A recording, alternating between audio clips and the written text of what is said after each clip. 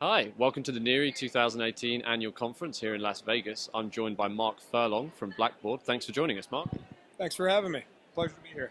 Absolutely. Now, Mark, you won the Rising Star Award at our US Awards this year, so congratulations for that. Absolutely. Part of the recognition was for the kind of personal journey that you've been on at Blackboard since joining several years ago. So perhaps you could kind of outline that for us and the kind of the way that you've evolved as an IR professional during that time. Sure, happy to. I'm a reformed CPA, I suppose you could say. So out of school, I went to work for KPMG on the audit side. Um, Spent quite a few years there up until manager decided that wasn't the long-term path that I wanted to take. Jumped into corporate finance with another company and actually joined Blackbaud on the corporate finance side. That was 2013, and Blackbaud had been public since 2004. Not a young company. We were founded in 1981. But around that point in time, our CFO wanted to insource investor relations. So that was an opportunity for me because I supported some of that external communications from the corporate finance standpoint. And I was fortunate enough to get pulled into our first investor day in something like 5 or 6 years. So I'd say, really there was a lot of opportunity there for me to sort of make a foray into a function that I didn't have any sort of previous knowledge of nor previous experience in, and sort of took full advantage to take a full-time position ultimately on the IR side of the house. And that time we were 2 billion in market cap roughly. Today we're closer to 5, and it's been quite a good run for us in the last couple of years. I certainly hope it holds up over the next several. And I think we had talked about this, which is I was challenged or tasked very smartly by our CFO to come up with what we called the IR playbook, or a white paper, strategy paper, some would call it. And it was really, we're here at NERI right now.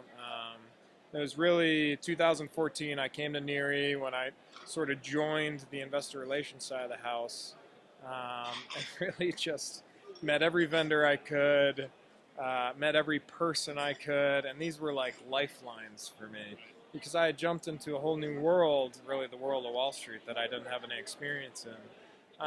So sort of leveraging their knowledge, leveraging sell side, leveraging just sort of knowledge inside of Blackbaud, we started to develop the program and shape it and design it to sort of how we wanted to approach investor relations. So again, our CFO, Tony Board, he sort of pushed me to get the playbook together, and it forced us to really think strategically about how are we going to interact with the sell side? How are we going to interact with the buy side? Things like that. And it's, we look at it, I'd say, annually for a refresh.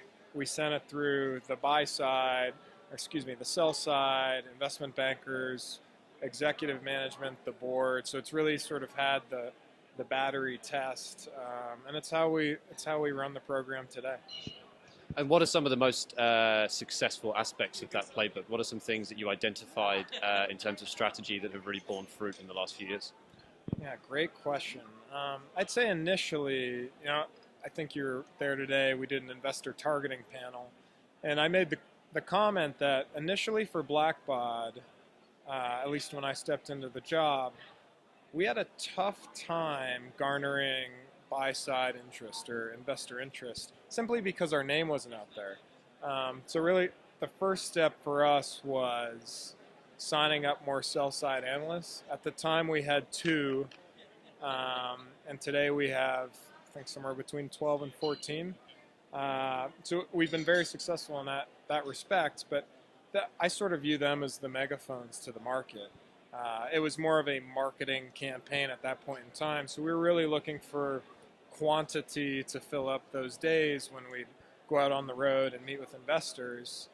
And what's been fascinating, and the playbook has evolved, is to shift towards less sort of quantity, if you will, and more quality, again, that's where sort of today's session led to with investor targeting and getting in front of the right investors. And we put that in quotation marks today. Yeah. And I don't know if you've attended any of the sessions on MiFID II during this week, but how will that affect your sort of targeting and marketing moving forward? Do you anticipate it will have an impact on your kind of analyst coverage and so on, or how are you preparing for that? MiFID is an interesting one. So unfortunately, I came in last night from Boston. We were at a conference. I would have loved to gather some of that knowledge, but fortunately my team's out here as well, so they'll fill me in. We haven't seen a, a large level of difference this year versus last in terms of how MiFID is impacting us. Our business is roughly 10% international. We've expanded our investor targeting efforts and NDRs and conferences, international, mostly Europe right now. That just started 2 years ago.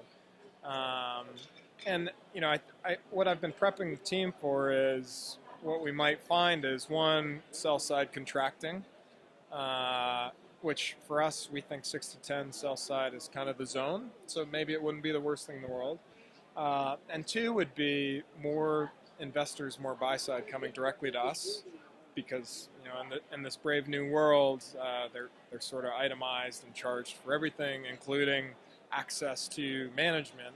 And you know where my head goes is they'll come directly to investor relations, which you know, I think is the right call, and we're open to that, and we just need to make sure that sort of we're prepped if more of the load shifts from the sell side to investor relations at Blackbaud. Excellent. Well, thank you very much for joining us, Mark, and enjoy the rest of your conference.